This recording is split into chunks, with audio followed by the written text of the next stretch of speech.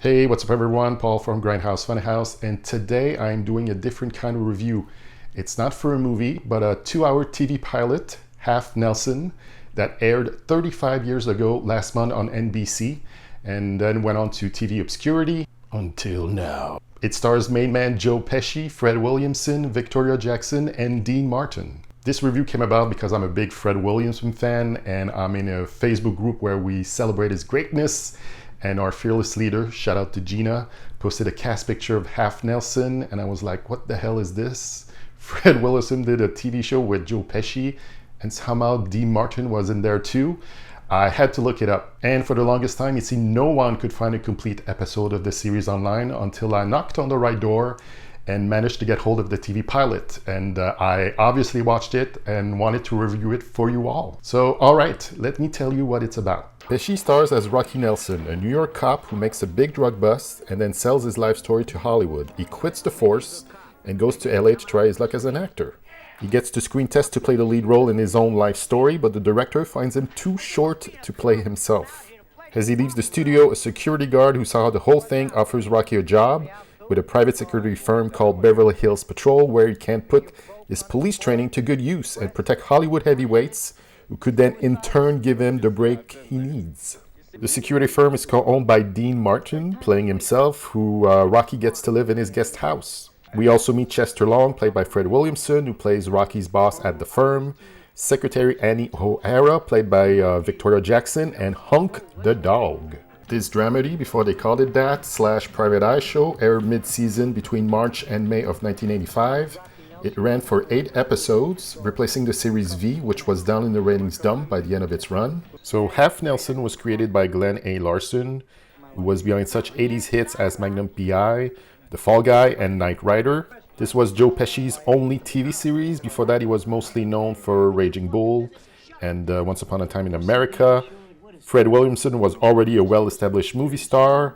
This was Victoria Jackson's first big acting role, and the next thing she did right after Half Nelson was joining the cast of Saturday Night Live. And this was Dean Martin's last acting role in a movie or TV series. First of all, they lived up to the show's name because they go to town on them short jokes at Rocky Nelson's expense. The champ. Yeah, he's yours. Mine? Yeah, you'll like him. We'll see eye to eye. Not without a ladder, I won't. Give me a cover for tonight. You my cover tonight? That's it. Well, who's gonna cover me from the waist up? I'm too young, I'm too short, I'm too ethnic, I'm too old. The man may be short, but he definitely compensated with that coif. So I'd say this was a fairly standard mystery of the week 80s type show. I don't know how much the show improved after the pilot, since I didn't get to watch the remaining episodes. Also, I see that they were going for a film noir vibe, since Pesci was doing a voiceover narrating what was going on throughout the pilot. You're either a bum or a hero. This time I was a hero all the way. And the mayor decided to give me a medal. I also think Joe Pesci was just too big for the small screen. Sometimes I felt like he was in a much harder edge show than the rest of the cast and not the light dramedy they were trying to go for. The tone seemed all over the place. One minute you'll have slapsticky comedy scenes like this. Oh my God! Somebody help! I think he's having a heart attack! If I could just lie down somewhere, please.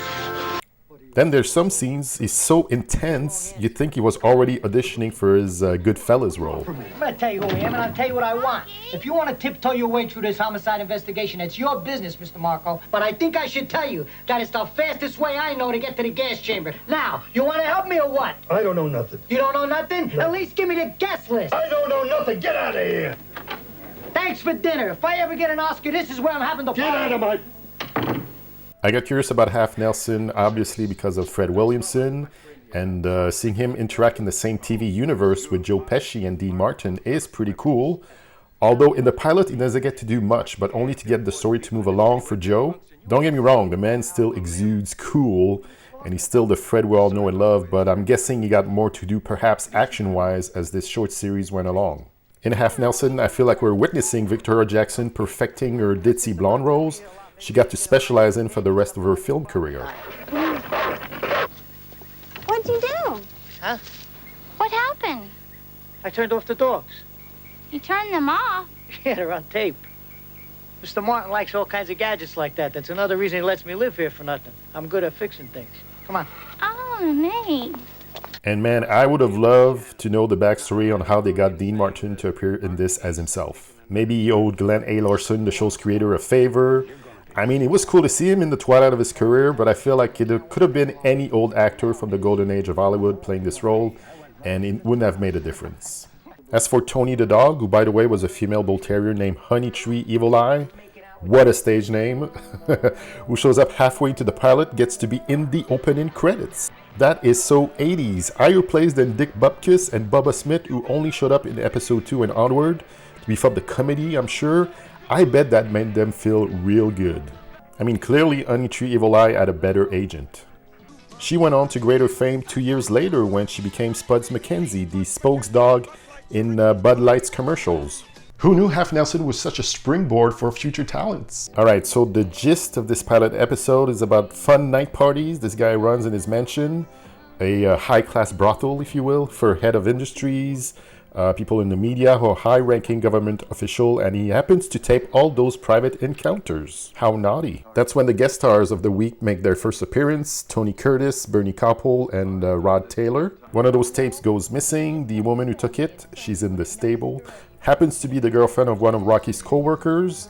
They both get murdered, and Rocky tries to solve the case, but he's got his boss and our other big guest star of the week, George Kennedy, who plays a police captain.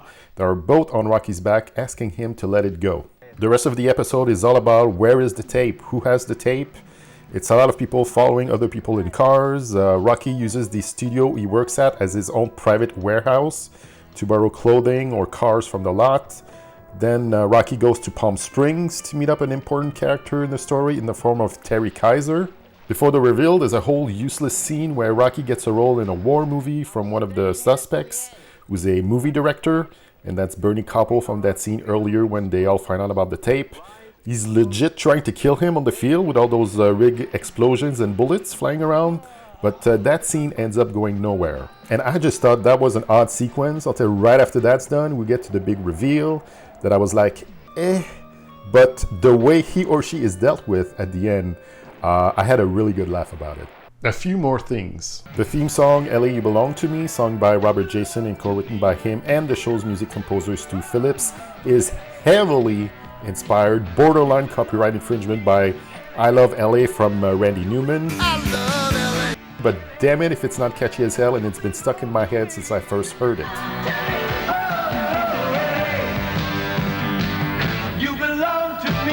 And there's a couple of in-jokes in there, like when Rocky borrows those cars from the studio lot.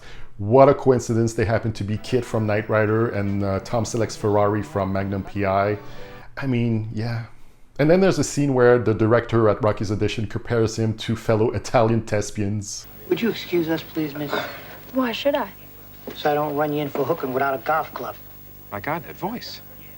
He's another De Niro. He's been working with me on larynx exercises. I heard that there's enough snow coming down here sometime tonight to hold the Winter Olympics. Now, when's it going down? That presence. He's Pacino. Oh, so clever. So, would I recommend Half Nelson? I think I would, just to see Joe Pesci in his only TV series before he hit it big with Lethal Weapon 2 and Goodfellas. If you're a Fred Williamson fan, absolutely, you should see everything the man does, including his latest VFW on Blu-ray right now. But also, if you're into the 80s, it's a nice time capsule, and I wish I would have seen the remaining episodes, because I'm only basing this review on the TV pilot. But this pilot, I feel like pretty much set the tone for the rest of the series. So Paul, you may ask, where can I watch this TV pilot? Well, on my channel, of course, I'll be uploading it with the review, so you can check it out for your viewing pleasure. Link in the description below. So that's my review for Half Nelson. If you like this, please like, share, and subscribe. Check me out on Instagram at Grindhouse Funhouse, where I post on the daily. I'm on Reddit now at Grindhouse Funhouse, where I'll post news of the day, special events coming up, new Blu-ray releases, all that good stuff. So go check that out. In the comment section below, let me know your thoughts on Half Nelson. What did you think of it? Also, if you have a lead on the remaining 6 episodes, I would love to check those out, so do get in touch. Many more movie reviews are in the work, so come back soon for that. Thank you for watching. Please stay safe, and I'll say to you, ciao bye for now.